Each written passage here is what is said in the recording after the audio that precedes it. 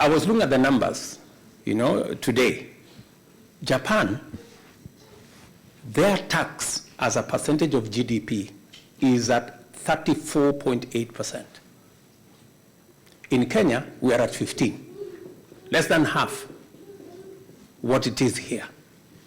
If we have to develop our country, Kenyans must roll up their sleeves and develop their country.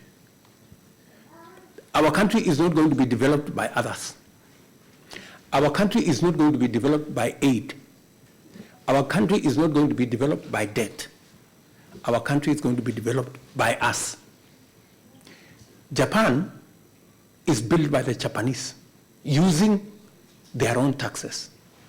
Kenya will be built by Kenya using our own revenues and our own taxes. That is a statement that we must tell each other. The one thing that I have committed myself to do is that we must then provide a guarantee that every Kenyan who pays for whatever service or pays whatever tax, that money should not be stolen by anybody.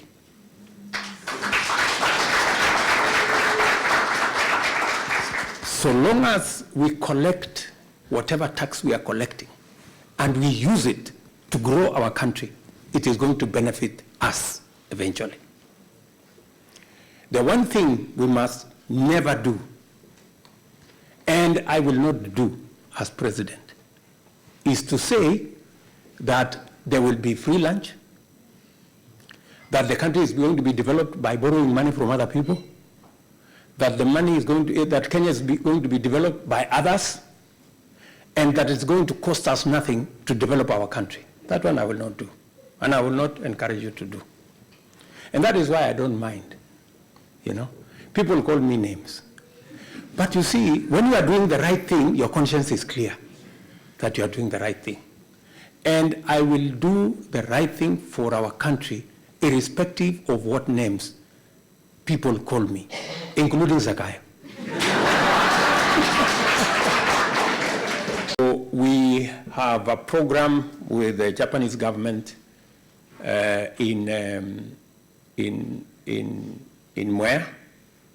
We concluded with their support the dam in Mwea that is now enhancing our production of rice in Mwea from by an extra 10,000 acres. There is a small component that is left of about 2 billion shillings. It's the reason why I came to straighten it up so that we can conclude phase 2 of that project, some canals and some items. And I have already received indication that that will be something that I will have a conversation with the Prime Minister tomorrow evening. We are also working with Japan on a master plan because we have huge opportunity in Ahero, in Kuja, in Migori, in Pekera, in Baringo, in Tana River, in Hola, in Bura, and in many other areas in Kenya. So that's the conversation we are going to have. They are supporting us to work out a master plan so that we can invest appropriately in that space. Secondly, we will be also having a conversation around mechanization. In fact, I will be meeting JBIC and one of the providers of equipment on how we can mechanize our agriculture, because we still have almost 45% of our agriculture is not mechanized, and that's why our productivity is low. Of people who have interacted with Kenyan human capital or Kenyan labor, they confess that it is a very professional, highly skilled, hardworking Kenyan labor force. So it's a premium any company, if they have a choice between hiring a Kenyan and hiring another person from another country, I don't want to say which one, they will choose to go for a Kenyan.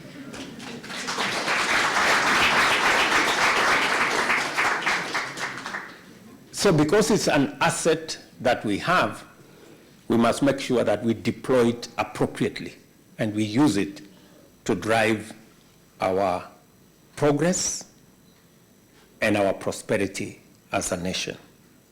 As we digitize government services, as is expected, there is a lot of resistance. Initially, we had something like, I think, 3,000 paybills, you know? Now we have reduced the 3,000 paybills to one, so that we can have sight of government revenue.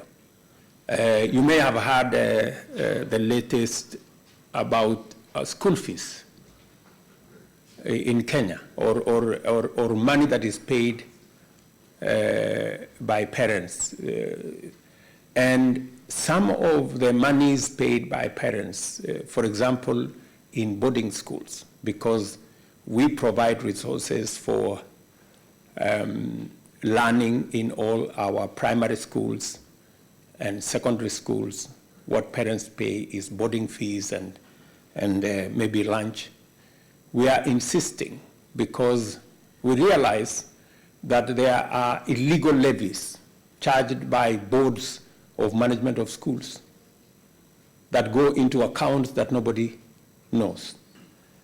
We expect to tap into expertise, like what the Prime Cabinet Secretary was saying here, of Kenyans living abroad who are experts and professionals in that space, for them to work with us to see how we can secure our data. Geoffrey, you're listening? Yeah, how we can secure our data and how we can work together to make sure that services provided by the government of Kenya are seamless and uninterrupted.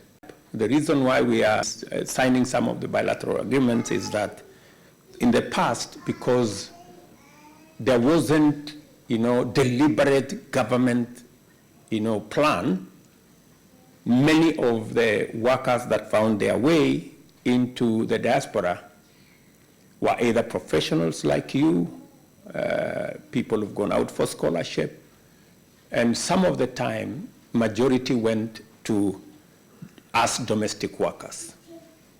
We are recalibrating that, and our bilateral labor agreements now reflect more skilled labor, professional labor, and the high-end labor, because we have those kind of categories. And it is also the reason why we are spending more money. In fact, we just doubled the money for our TVETs so that we can grow more human capital that has different skills that is required globally. It is my commitment also to expand the Kenyan diaspora, because the Kenyan human capital is a big resource, is a big asset. Just for your knowledge, we spend 650 billion Kenya shillings. That's about $5 billion every year to educate our children from primary school all the way to our universities. That is big spending. In fact, it is close to 30% of the budget of the government of Kenya. We are working on close to 15 different countries to sign a bilateral labor agreement with them. We have concluded some. In fact, we are concluding the one with Germany before June. We already have many other bilateral labor agreements in different stages, because it is my intention to make sure that we have an extra 1 million Kenyans in the next 5 years working abroad.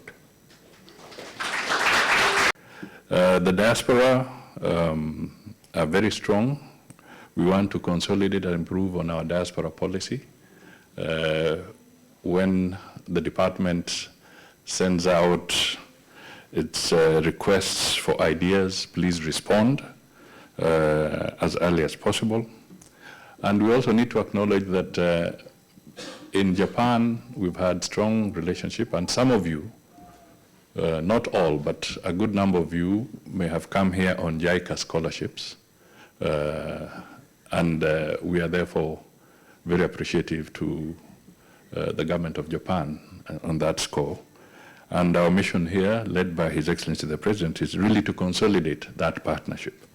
So while we are operating from Nairobi and you are in Japan, don't just look at yourselves as the diaspora. Take it that you're patriotic Kenyans and you're ambassadors of Kenya and ambassadors of the President of Kenya.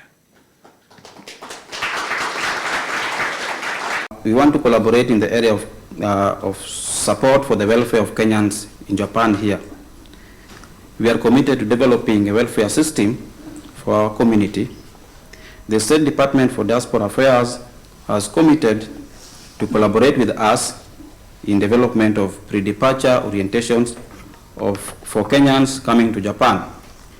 This includes students, Kenyans who are coming to work, and those who are coming to visit. We emphasize this because, Your Excellency, Japan is a very unique society, and without proper orientation and transitioning, it becomes very difficult for Kenyans coming to Japan to transition well. This will go a long way in ensuring the social well-being of Kenyans through seamless induction and integration of our brothers and sisters once they arrive in Japan. Now, KIJA, in addition, is seeking to find long-lasting solutions to the challenges of our community in Japan here. In December, I reiterated my message to the diaspora that the thing that we are looking to partner with you now, and I'm so glad to see that KIJA has caught the message and has actually spoken it back to us, is in investing back home, in joining us in skills, knowledge, and technology transfer, partnering with us to open up trade routes out here in the diaspora, and helping Kenyans to find opportunities for work out here in the diaspora.